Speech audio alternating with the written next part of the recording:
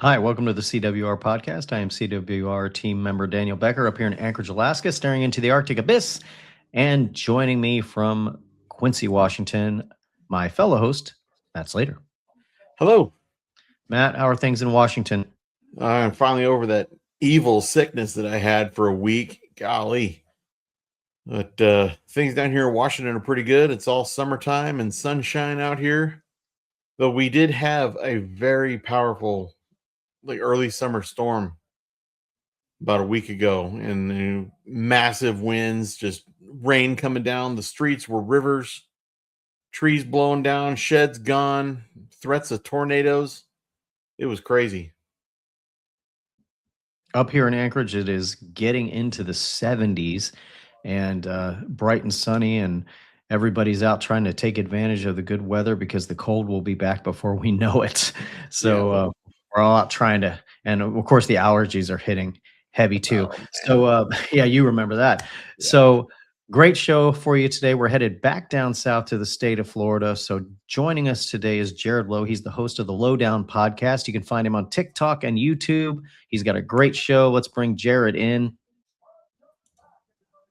Hey, Jared, how you doing, man? Guys? I'm good. How are y'all doing? Good. Good up here in Alaska. So, Jared, how did you get interested in cryptozoology? What got you into all this?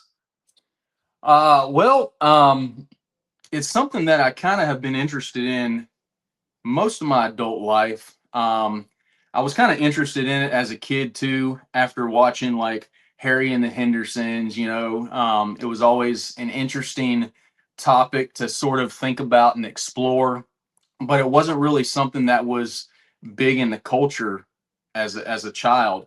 But when I got into adulthood, I loved everything weird. I loved all of the paranormal shows, all of the crypto, the Finding Bigfoots expedition, Bigfoot Monster Quest, all that stuff. All of the urban legend stuff. It was always just something that was a huge interest to me, and it was one of those things where I never really was a true skeptic in the sense that Bigfoot is not real. It was more so, it's probably something that's just in like the most remote parts of the world. There's a handful of them out there up in the Pacific Northwest, places like Alaska and whatnot. And it wasn't until I really got into all of those, watching all of those shows and hearing reports from all over the country, and then of course, different parts of the world, that I started to realize that these things are actually out there more than what we realize and more than what we know. And so from there, it was more of just a hobby, something that I enjoyed exploring and thinking about. I'd go out in the woods my whole life and camping and whatnot, and thinking, there's probably something out here, but never really gave it much thought beyond that. And then I would kind of dabble in it from time to time. I would go through seasons where I would dabble in it a little bit more, as far as looking at reports and things like that. And it wasn't until probably the last 2 years that I really got interested in it on a deeper level. And then of course all the podcasts, with the boom of the podcast world coming out, there's hundreds of crypto podcasts out there. I would listen to those. And then but it was one of those things where I never really did anything on my own. I was always just listening to other people talk about it. And within the last 6 months, actually, I decided that I was going to start doing my own investigation and research. And that's how the podcast was born, because it's something that I talk about with my brother, a buddy of ours, really just a small circle. And I figured what better way to meet other people than starting a podcast, and being able to document things that I find. And but I didn't just want to be like an armchair quarterback. I wanted to actually get out there and put boots on the ground myself, so that I can kind of just get those answers for myself. And so that's kind of how it started, man. So obviously in the cryptozoology world, when you talk Florida, immediately the skunk ape comes to mind. And one of the things about Florida that I found interesting, so several years back, a group of us Alaskans had to go with our agency down to Florida, Mhm. and we were on a bus coming from Alabama. And when we got into Florida, I remember a lot of the Alaskans looking out the bus windows, and they were all fascinated that we were seeing cattle there. Because to Alaskans, when they think Florida, a lot of them who've never been there, they think swamps, and palm trees and swamps. And then, of course, the vacation areas. So I just remember the Alaskans just being fascinated that we were looking at pastures with cattle grazing. Yeah. People were like, "Oh my gosh, there's cattle here. This is Florida. We didn't think we'd see this." And it was really interesting. But Yeah. Florida is such a great state to research in cryptozoology, obviously with the skunk ape, but it's far more than just swamps. So talk a little bit about the uniqueness of the state of Florida in cryptid research. Yeah, it's interesting that you mentioned that, because a lot of times, well, what I hear mostly from people in other parts of the country is they think of Florida and you think of the beaches, and yeah, we got a lot of great beaches here, but really when you really look at Florida as a whole, there is so much forest and swamp. Of course, different types of forest, sand pines and things like that, saw palmettos, and then of course you got all the cypress swamps. But it's a diverse terrain. You've got the swamps, you've got the beaches, you've got the forests, you've got the pastures, um, and we actually have the Florida Wildlife Corridor runs from South Florida down in the Everglades. It runs all the way up to the middle of the state. You've got the Green Swamp, which is my main area of investigation. Ocala National Forest. You go on up to the Big Bend area. Um, you've got the Apalachicola Forest up in the Panhandle, and that wildlife corridor just runs all the way up the state, up through the middle, and out to the Panhandle. And of course, everything from deer, bobcat, panther, turkeys. Did I say bears? All of that just runs through that corridor, which, of course, is a great corridor for the Sasquatch as well. And down in South Florida, that's where you typically have your skunk ape. That's a little bit different than what we find predominantly up in the northern half of the state.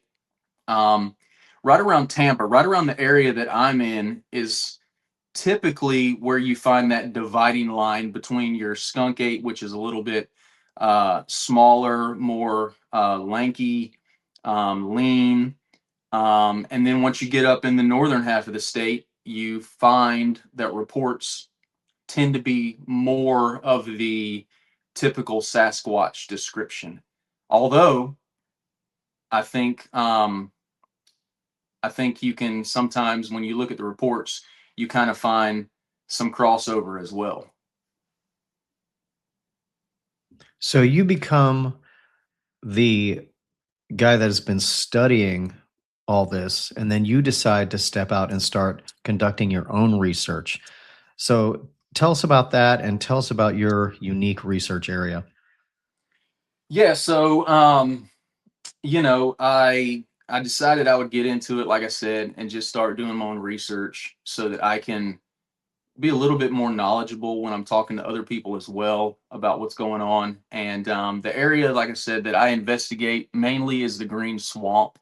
It's about an hour from my house, so it's not too terribly far, but it's a little bit farther than what I would like because I'm not able to get out there as much as I would like to. But I try to get out there at least every couple of weeks, a couple times a month. And the Green Swamp is vast, man. It's 560,000 acres in Central Florida. And we've got, of course, the cypress swamps, but then you've also got those sand pines and those palmettos. And so it's just a great environment to get out into. And there's a area within the Green Swamp that I primarily sort of stay in. Although I do go into other areas of the swamp. This one particular area is an area that has the Green Swamp in itself has lots of reports of Bigfoot in that area. And so the area that I go into is an area that is closed off to hunting. They do have special hunts from time to time, but for the most part, it's closed off to hunting, but it is sort of a preserve area. There are camping opportunities in there, as well as hiking and whatnot. But I go in there, we go camping a lot in that area. And of course, when we're in there camping, we go out and I do some scouting during the daytime and then go out at night and go into various, hit the trails and go into different areas and see if we can get some activity. And recently, back in April, I was out there. I went out there on a Friday morning. My brother and my buddy was supposed to meet me out there Friday night. They ended up not being able to make it. So I was out there by myself. There was one other guy camping across the other side of the campground, but I was out there that night and had some activity right there at the campsite. I was I was sitting there that night. I had done a day hike, came back, did the normal camping stuff, and early that next morning, that Saturday morning, I started hearing some movement coming in from the northwest of where I was sitting at the campsite. I could hear it off in the distance, and it was moving in closer. And so, of course, I kind of did the flashlight thing. I shined my flashlight, and every time I would shine my flashlight, it would stop moving. Turn the light off, it'd start moving again, and it eventually got in right behind my campsite to the north of where I was sitting. And there was a large thicket of palmettos, about 10 to 12 feet tall. And it stretched out a pretty good ways behind this campsite. And then off on the far edge, there was a break in the palmettos. But everything behind there is just thick, And this thing moved in, and it was just hanging out behind those palmettos. And it kind of acted like it was playing with me a little bit because it would kind of move around and then it would be quiet. And I would listen, and I did the flashlight thing a little bit more. And every time, like I said, every time I would shine that light, it would stop moving. And then I would get up and kind of walk around a little bit. And as I would walk around, it would kind of walk around with me. And then it would stop. It was almost like it was playing with me, like it wanted me to follow it or something like that. And so this went on for a little while, an hour and a half, maybe 2 hours, something like that. And toward the end of this hour and a half, 2 hour period, I noticed it started walking, because what it was doing for the most part was kind of walking around in circles. It would walk backwards, or it would walk away from me and then come back towards me a little bit. And at this one particular point, it started kind of making a beeline to the east behind this thicket of palmettos. So I decided I'm going to get up, I'm going to walk towards it, and then walk toward the east as well. And as I did that, it kind of was just, pacing with me. We were just kind of walking together. I gave myself a little bit of a distance just in case, But as I get to the edge of this palmetto thicket, where it made that break in the palmettos, and there's a little game trail sort of that runs back into this thick brush. I get to the edge of this palmetto thicket, and this thing turns around abruptly. Like, it didn't stop and turn around. It was almost as if it pivoted mid-stride, is kind of how I would describe it, because as it's walking, it was just an immediate turn. And so when it did that, of course, I turned and I just stopped and waited. I was watching, listening. And within about 5 steps, this thing was all the way back to the other side of the thicket, kind of where it originated from. And so I just listened for a few minutes. I was waiting to see if it was going to take off back into the woods, and it didn't. It just stopped. I didn't hear anything else. It's like it just hunkered down and was waiting for something. I don't know, watching me. I don't know what it was doing, but it just stopped right there. So I walk back over, I sit down by the fire, I'm facing that direction, and probably 20, 30 minutes after that, I decided it was time to go to bed. It was around 4 o'clock in the morning. So I forgot my tent this day, so I was just going to sleep in the truck.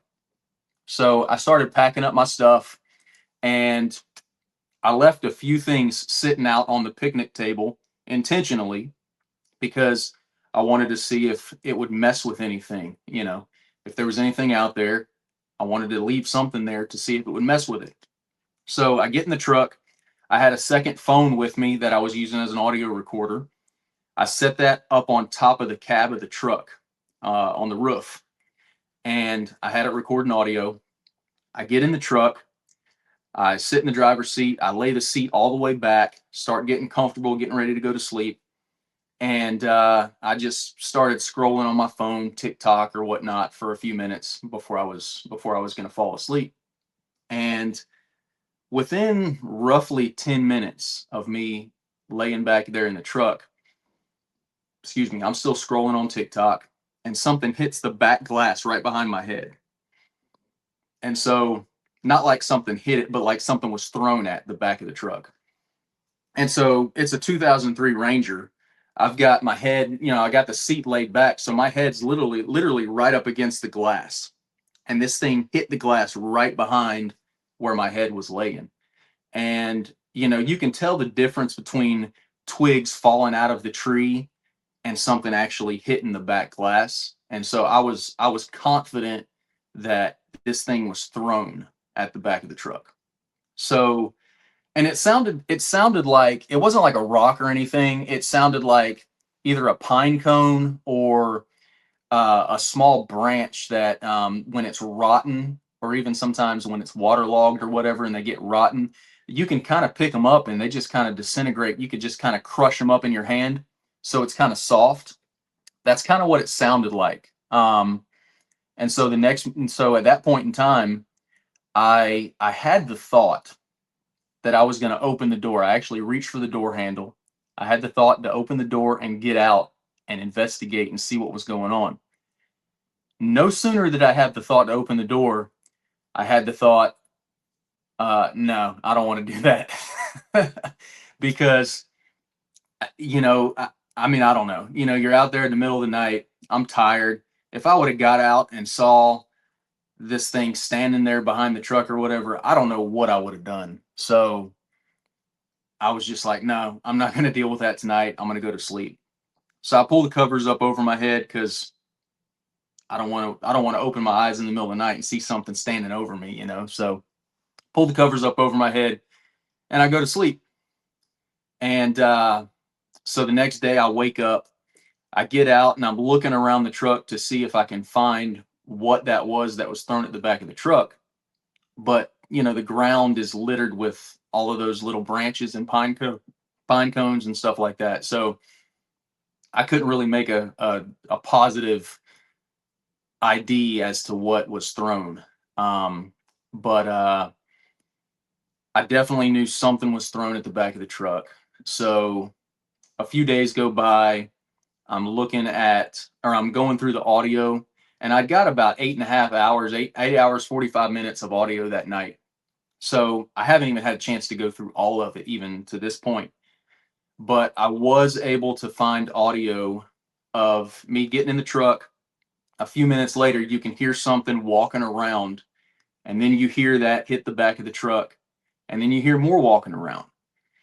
And as I'm hearing more walking around, at that point, I can hear the sound of stuff being messed with. And like I said, I left some stuff out on the table. I left out a metal bowl that I eat out of, empty can of boiled peanuts, and a couple of those small little plastic lanterns that you buy at Walmart. And that's what it sounded like on the audio. Just it sounded like it was maybe picking it up and then setting it back down. And so at that point, I can't say definitively, what it was because I didn't see it.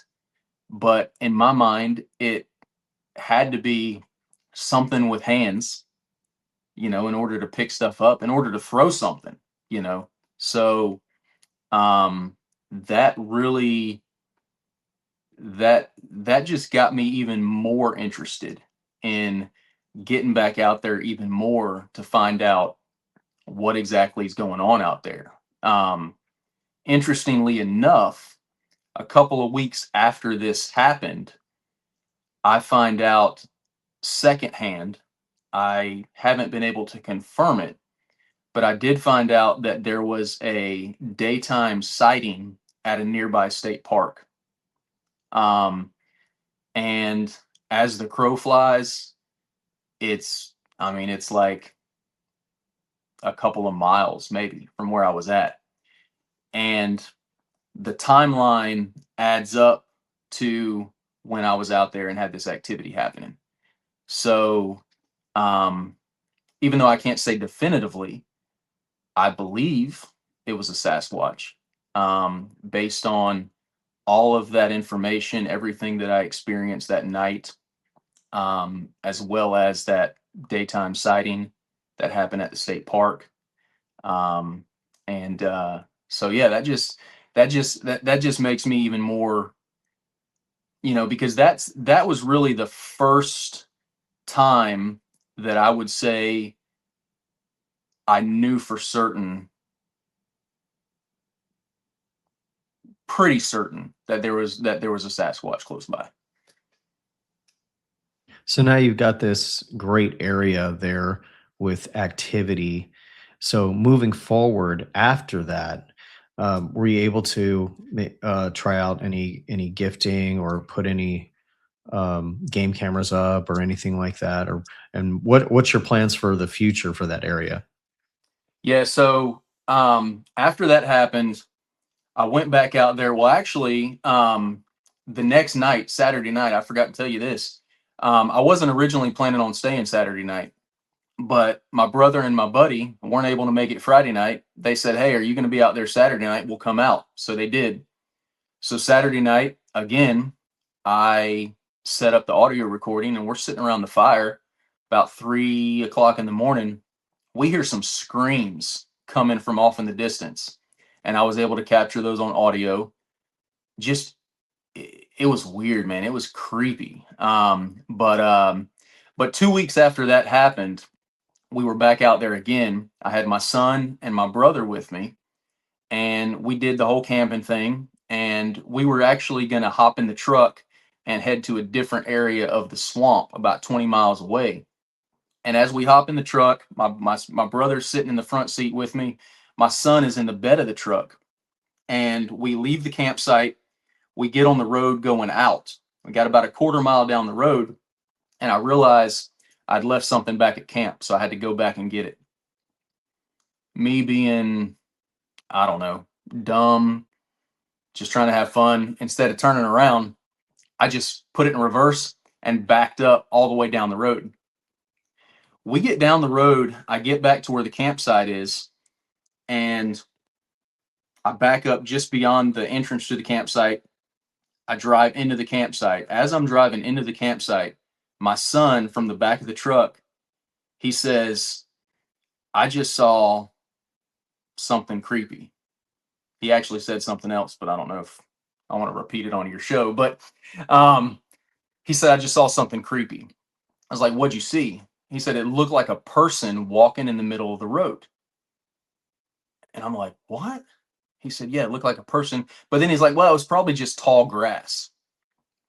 And I'm like, there's no tall grass in the road.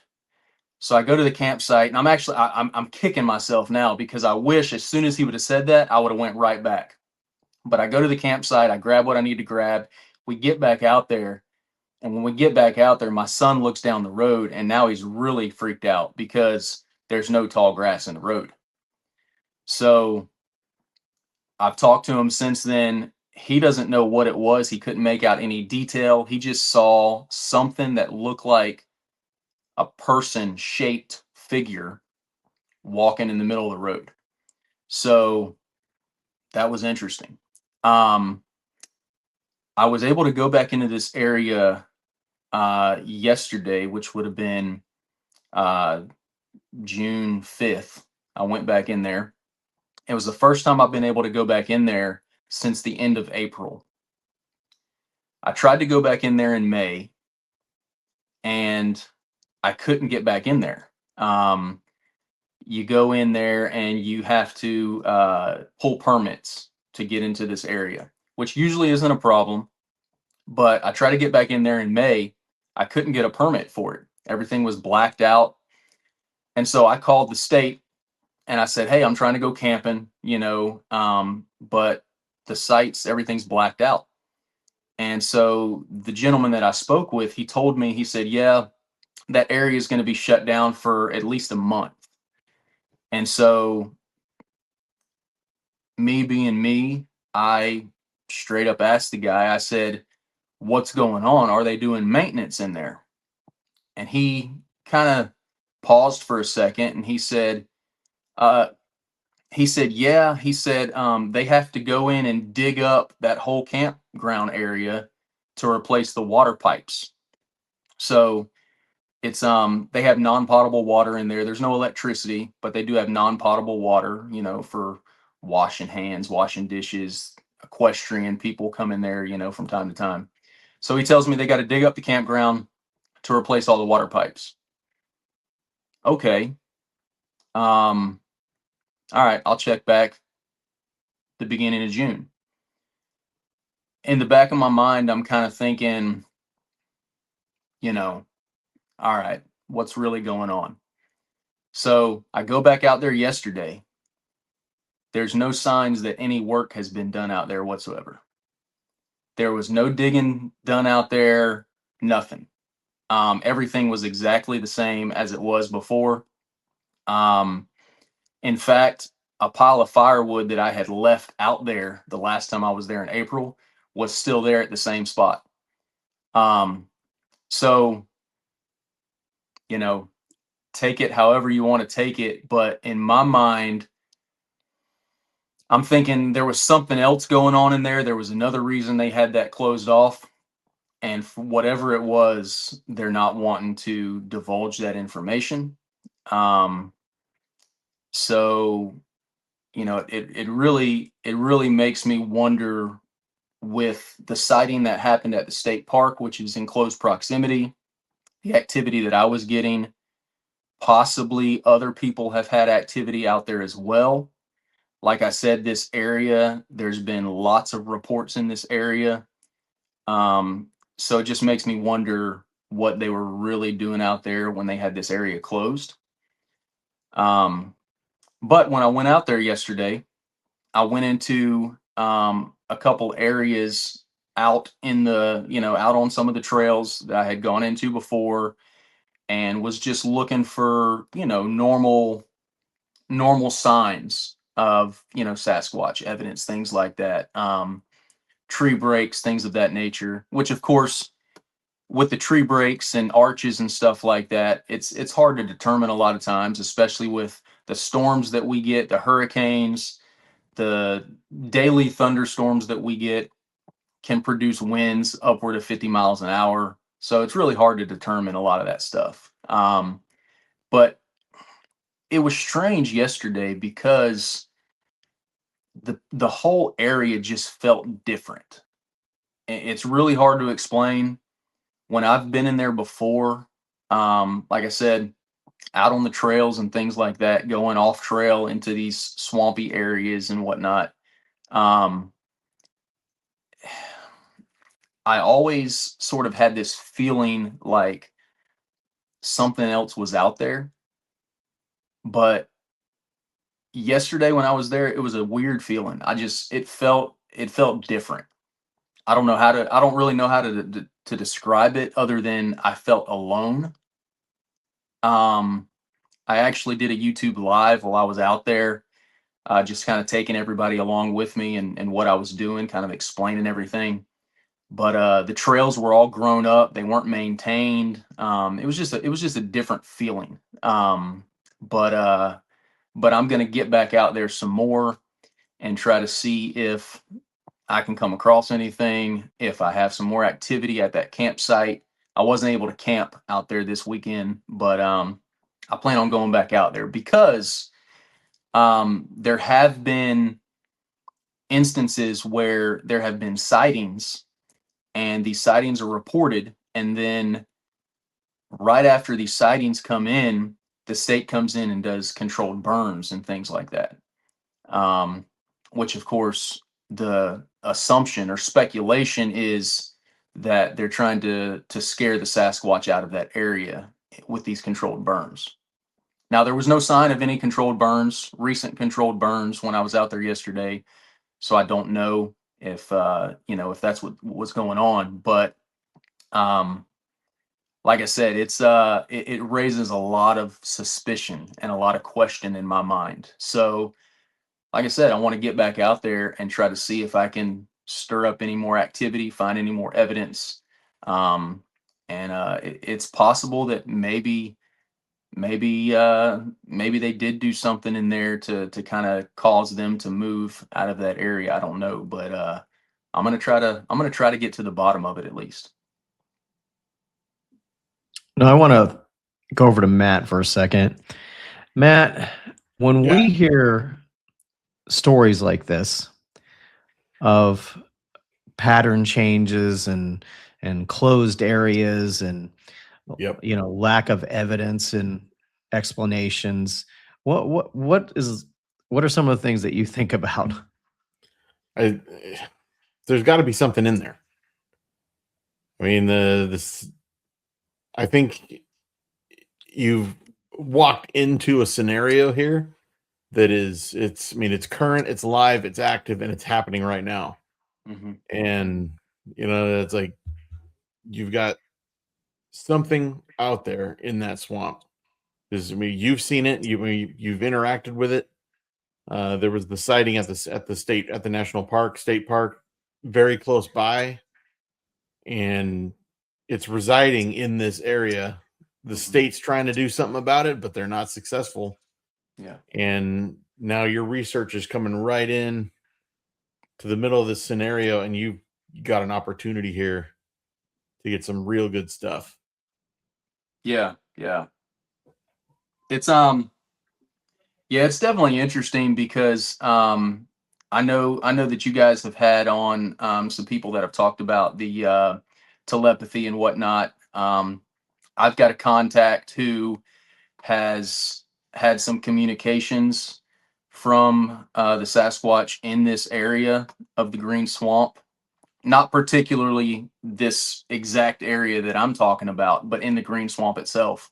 Um, so if you listen to that, then yeah, it definitely makes me believe that there's definitely some stuff going on in there, and I'm in the right spot.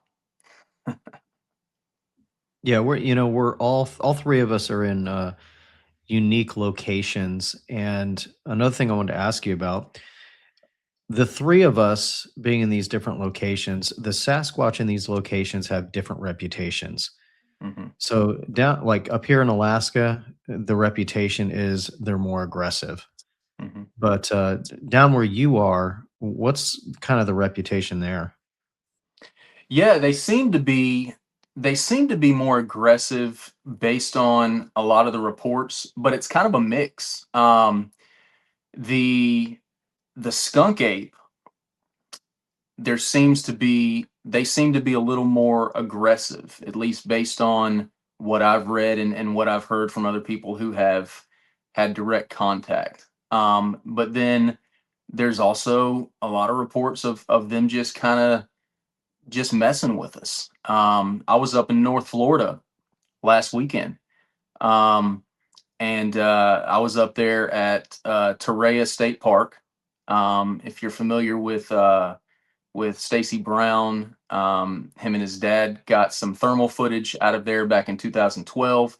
So we were up there doing some investigation, and we had some of the same stuff. I had something thrown at me.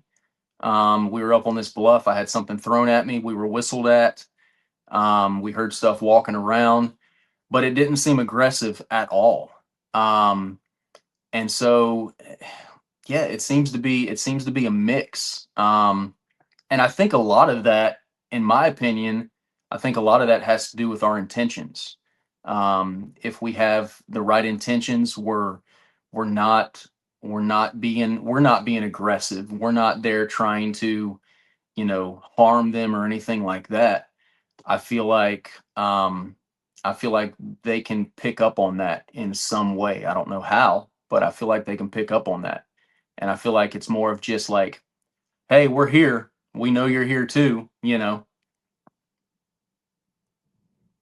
So I have to ask, have you encountered any of these pythons that we hear so much about? There's a lot more critters down there that you have to deal with other than Sasquatch. Tell us a little bit about the wildlife in the area and some of the threats that you face being out there as a researcher. Yeah, so fortunately, the pythons are mostly down in the Everglades. And as much as I would like to go to the Everglades and do some research down there, I don't want to come across the python. Now, I will say, just because they're mostly in the Everglades, these things have been seen all over the place. We've also had reports of cobras. Because the thing about Florida is, and I'm sure there's other places in the country that probably happens as well, but people have these exotic pets that end up turning them loose, or a hurricane comes through. Back when Hurricane Andrew came through down in South Florida in '92, there were monkeys that got loose from a zoo, and they were finding monkeys all over the place. Like I said, there's been reports of cobras. I don't want to come across anything like that. I hate snakes, and that's one of the things that when I'm out there, we've got, where I go in the green swamp, we've got cottonmouths, water moccasins, we've got rattlesnakes, we've got alligators. So I'm constantly, I'm looking for snakes more than I'm looking for Bigfoot. Because everything down here wants to kill you, man. So yeah, I mean, it's kind of treacherous being out there, but like when I was out there yesterday, like I said, the trails were really grown up, and so there was a couple of places where I just did not want to walk, but I kind of had to. But yeah, I'm always watching the ground for snakes and stuff like that, because they'll sneak up on you real quick. I have to laugh when you say everything wants to kill you. Yeah. Again, going back to that trip that my employer sent a whole bunch of us on down in Florida. We all got separated into different parts of the state out of Tallahassee. And I was pretty fortunate. I got assigned to Fort Lauderdale, so I just had to deal with city. But some of my colleagues, actually, Matt was with us up here too. He at the time he didn't go, but some of our colleagues got assigned to the more country areas. Mm-hmm. And I remember in the middle of the deployment, talking to one of the people that got assigned to the country area, and she was saying, everything wants to bite you here. Everything is flying and it wants to sting you. Like these Alaskans had not seen this type of thing before, Yeah. But Yeah, I had to laugh when you say everything wants to everything wants to kill you. Also got to ask about the ticks. Obviously, the Lone Star tick is in the news. Have you guys encountered any of that? Oh yeah, the ticks, man. I have never seen the ticks this bad. Again, I was up in North Florida back in March as well, and I don't even remember how many ticks I ended up pulling off of me that weekend. They were all over, man. We got ticks everywhere. I came home and checked myself, all of that stuff. And still, a couple days later, I found a tick buried in the back of my leg, behind my knee, in that little pit, where that joint. I found a tick buried back there about 3 or 4 days later, and I, that was I was paranoid because I was wondering what kind of effects I was going to have for it. Fortunately, I didn't have any effects. I didn't get sick. But yeah, they're so bad right now. The ticks, the yellow flies.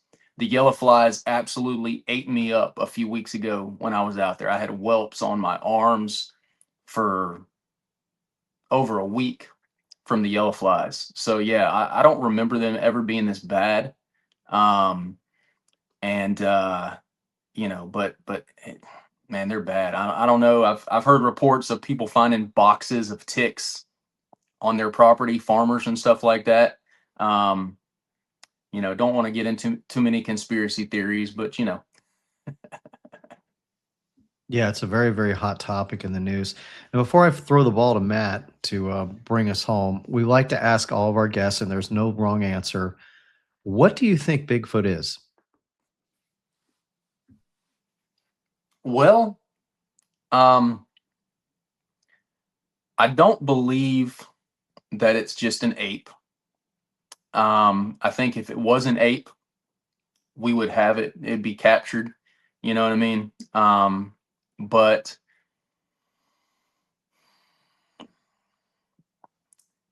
I like to think that it's some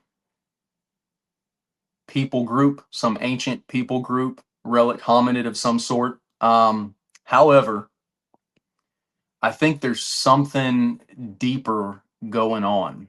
You know, I have seen the lights associated with the Bigfoot activity, um, and I've heard some strange sounds in the woods, like electrical type sounds that shouldn't be in the woods. Have no idea what that is. I have some thoughts on what it might be. Is it associated with Bigfoot? Maybe, maybe not. But I definitely think there's something deeper going on when we find tracks that just stop in the middle of a trail with no explanation of why the track stopped. Um, and some of the other weird stuff that happens. Like the telepathy and stuff like that. Um, so at the end of the day, I really don't know what the connection is, but I definitely think there's something deeper going on. And it could just be one of the theories that I have is if it is a relic hominid. I've heard some people talk about how we as humans used to have certain abilities that we have lost over the years due to technology or whatever the case may be. And so maybe the Sasquatch just didn't lose those capabilities because they've been able to avoid society like us, like we've been inundated with. So maybe that could explain some of it, but yeah, I wish I knew, but that's kind of what I'm thinking, some sort of ancient people group, but with certain abilities and capabilities that we as a whole just don't understand and haven't been able to tap into. Thank you for sharing your thoughts and theory on that. We very much appreciate it. Very interesting. Matt Slater in Quincy, Washington. I always like saying that. Yeah.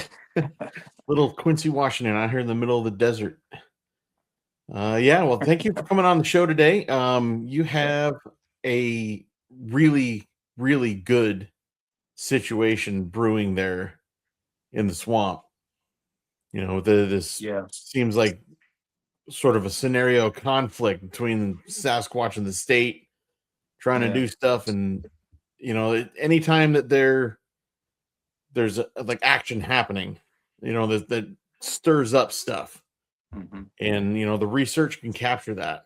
And it's a a little bit jealous. You have such a great opportunity. Yeah, that he does. That he does. You have struck gold, my friend. Yes. You have struck gold. What a great place. There's so much more to talk about, so we definitely want to have you back on for a part 2. Sure. The name of the podcast is the LOWEdown Podcast. Great show you got going on there. Tell people where they can find you on social media.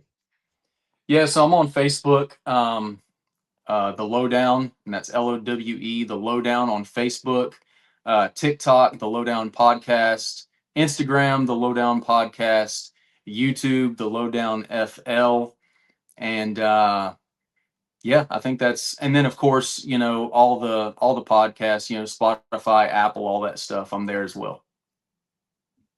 And before we sign off, what do you got planned upcoming?